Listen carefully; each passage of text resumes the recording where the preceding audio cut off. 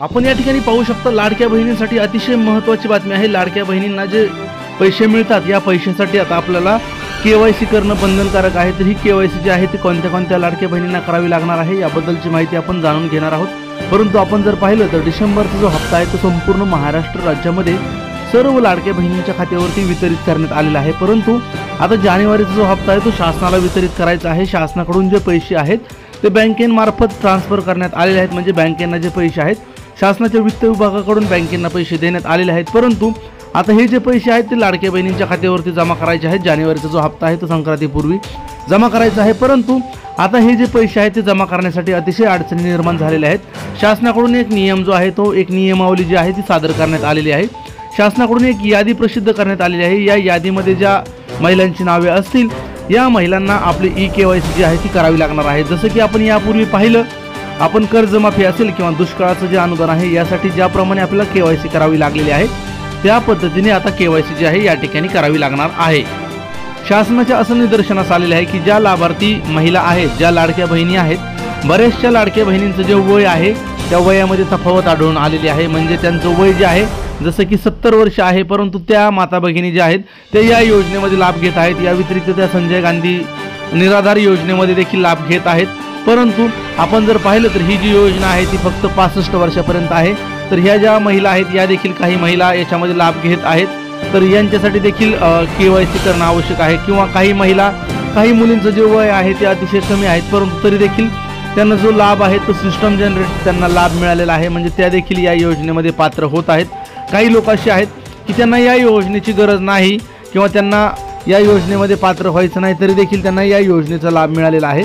त्यामुळे आता याच्यासाठी जी केवायसी आहे ती करणं बंधनकारक आहे। म्हणजेच याच्यामध्ये आपल्याला जर खरोखरच लाभार्थ्याला आवश्यकता असेल तर यामध्ये जो लाभ आहे तो आपल्याला मिळणार आहे।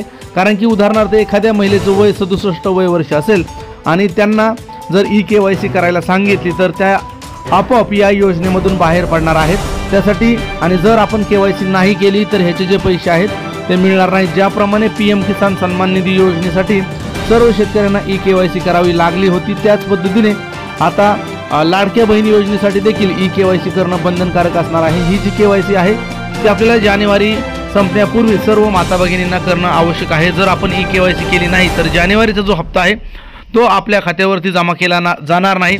अशा प्रकारची जी माहिती आहे ती शासनाकडून सादर करण्यात आलेली आहे। आता याची जी यादी आहे ती शासनाकडून प्रसिद्ध करण्यात आलेली आहे। या यादीमध्ये कोणाकोणाची नावे आहेत आणि कोणत्या कोणत्या महिला याच्यामध्ये पात्र होणार आहेत, कोणत्या कोणत्या महिला ज्या आहेत याच्यामधून कट होणार आहेत याबद्दलची देखील माहिती आपण जाणून घेणार आहोत। अगदी 2 मिनिटाचा व्हिडिओ आहे, आपण पाहू शकता। अतिशय महत्त्वाची जी बातमी आहे ती शासनाने सांगितलेली आहे। शासनाचं या विषयावरती यापूर्वीच नियोजन आणि यांची जी टेक्निकल टीम आहे याच्यावरती काम करत होती आणि त्याच अनुषंगाने शासनाने आता ई-केवायसी करण्याची जी प्रक्रिया आहे ती सुरू केलेली आहे। तर ई-केवायसी जी आहे प्रत्येक माता भगिनींना ई-केवायसी करणं बंधनकारक आहे, त्याशिवाय त्यांना जानेवारीचा जो हप्ता आहे तो मिळणार नाही। त्यासाठी आपल्याला ई-केवायसी जर करायची असेल तर आपल्याला फक्त आपलं आधार कार्ड जे आहे ते आपल्याला आधार कार्ड लागणार आहे।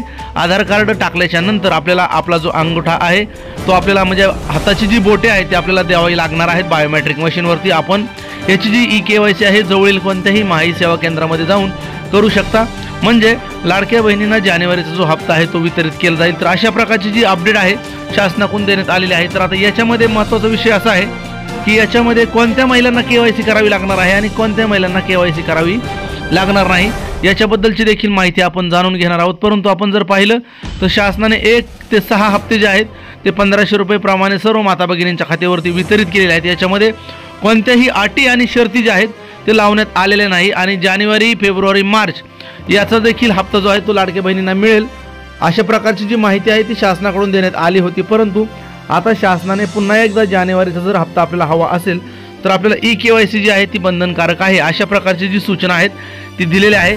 त्यामुळे पुन्हा एकदा माही सेवांवरती आपल्याला गर्दी पाहायला मिळू शकते, कारण की महाराष्ट्रातील सर्वच लाडक्या बहिणींना आता पुन्हा एकदा माही सेवा केंद्र किंवा CSC सेंटर या ठिकाणी जाऊन आपल्याला आपली जी केवायसी आहे ती पूर्ण करावी लागणार आहे। त्यासाठी या व्हिडिओच्या निमित्तानं मी विनंती करेल की आपल्याला जेवढं शक्य होईल तेवढं आपण जवळील माही सेवा केंद्रामध्ये जाऊन आपली केवायसी चेक करायची आहे। या व्यतिरिक्त आपल्या आधार कार्डवरती जे नाव आहे तसंच नाव आपल्याला बँक पासबुकवरती असणं आवश्यक आहे। म्हणजे उदाहरणार्थ आपलं आधार कार्डवरती नाव वडिलांचं नाव आणि आडनाव असं असेल तर आपल्याला बँक पासबुकवरती देखील नाव, वडिलांचं नाव आणि आडनाव अशा स्वरूपामध्ये आपल्याला नाव लागणार आहे.